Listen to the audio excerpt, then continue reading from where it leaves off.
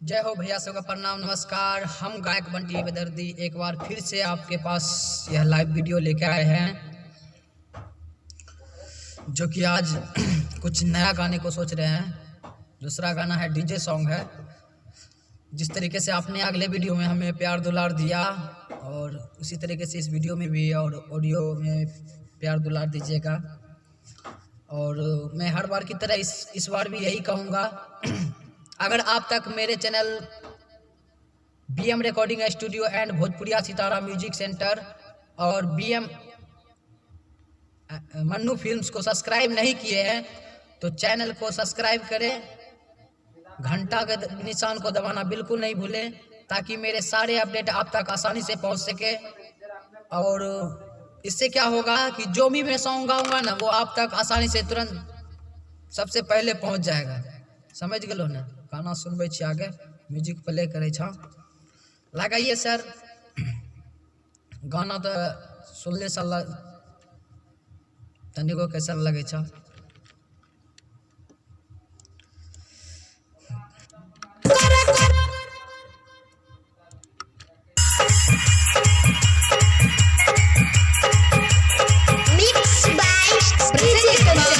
Recording studio Alamnagar Madhepura.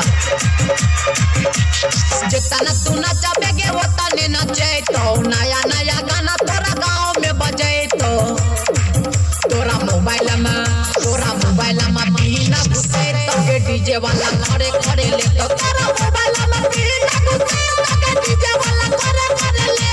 जितना तू नचाबे गे होता ने नचे तो नया नया गाना तोरा गाँव में बजे तो तोरा मोबाइल में बिना घुसे तो के डीजे वाला खड़े खड़े ले तो तोरा मोबाइल में बिना घुसे तो के डीजे वाला खड़े खड़े ले। Mix by DJ Kanchan Raj Muzaffarpur. Presented by BM recording studio Alamnagar Madhepura.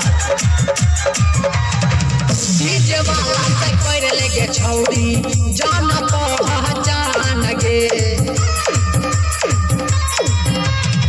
तोरा खातिर धैला तैयार छौ डीजे वाला जान गे। तोरा पहाजा में धाके पचिए तो के डीजे वाला खड़े खड़े ले तो तोरा पहाजा में धाके पचिए तो के डीजे वाला खड़े खड़े ले। Mix by DJ Kanchan Raj Muzaffarpur. Presented by BM recording studio Alamnagar Madhepura.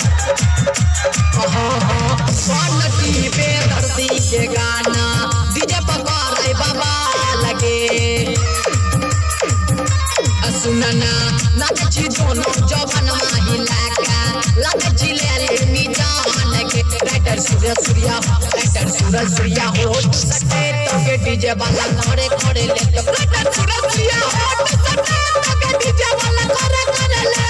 जितना तू नचाबे के होता ने नचे तो नया नया गाना तोरा गाँव में बजे तो तोरा मोबाइल में बिना घुसे तो के डीजे वाला खड़े खड़े ले तो तोरा मोबाइल में बिना घुसे तो के डीजे वाला खड़े खड़े ले।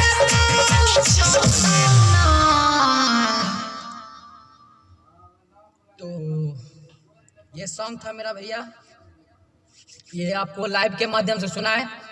और ये सॉन्ग बहुत जल्द आ रहा है BM रिकॉर्डिंग स्टूडियो एंड भोजपुरिया सितारा म्यूजिक सेंटर और मन्नू फिल्म्स, JK यादव, कई सारे चैनल है, इस सब चैनल पे आ रहे हैं।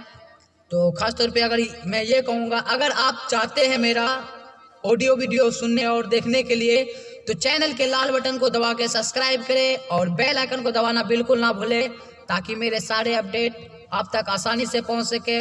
और मैं यही कहूँगा, जो भी पुराने और नया कलाकार हैं यहाँ वहाँ भटक रहे हैं, तो मैं उससे गुजारिश करूँगा कि एक बार BM रिकॉर्डिंग स्टूडियो आए और आके एक बार मौका दे। आपको तो लाइव के माध्यम से सुनाई दिए गाना कैसा यहाँ बनता है।